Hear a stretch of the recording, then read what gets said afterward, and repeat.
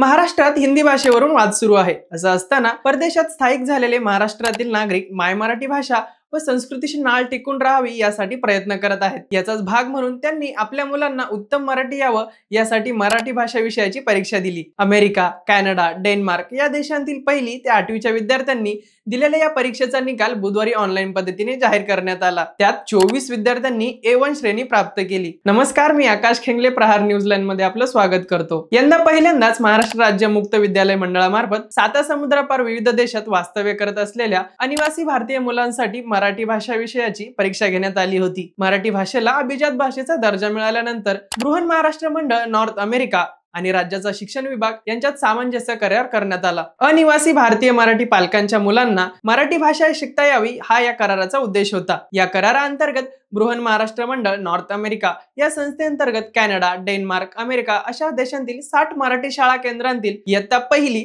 ते 8वीच्या 103 विद्यार्थ्यांनी पहिल्यांदाच ऑनलाईन परीक्षेसाठी नोंदणी केली। या विद्यार्थ्यांनी बालभारतीच्या पाठ्यपुस्तकांद्वारे अभ्यासक्रम पूर्ण केला। त्यानंतर आंतरराष्ट्रीय विद्यार्थ्यांसाठी 18 मे 2025 रोजी संकलित मूल्यमापन परीक्षा घेण्यात आली। परीक्षेचा निकाल काल msbos.ms.ssc.ac.in या संकेतस्थळावर जाहीर करण्यात आला। परीक्षा दिलेल्या 103 विद्यार्थ्यांमध्ये अमेरिकेतील 67, कॅनडातील 22, डेन्मार्कमधील 14 विद्यार्थ्यांचा समावेश होता। त्यात 53 मुले तर 50 मुली होत्या। निकालात विद्यार्थ्यांना त्यांनी केलेल्या कामगिरीनुसार श्रेणी प्रदान करण्यात आली। पहिलीतील 28, दुसरीतील 13, तिसरीतील 19, चौथीतील 12, पाचवीतील 11, 6वीतील 10, 7वीतील 6, 8वीतील 4 अशा एकूण 103 विद्यार्थ्यांनी ही परीक्षा दिली होती। त्यानुसार 24 विद्यार्थ्यांना A1, 52 विद्यार्थ्यांना A2, 18 विद्यार्थ्यांना B1, 4 विद्यार्थ्यांना B2, एका विद्यार्थ्याला C1 तर 4 विद्यार्थ्यांना C2 श्रेणी मिळाल्याची माहिती महाराष्ट्र राज्य मुक्त विद्यालय मंडळाने दिली। निकालात पात्र ठरलेल्या विद्यार्थ्यांना त्यांचे शैक्षणिक अर्हता,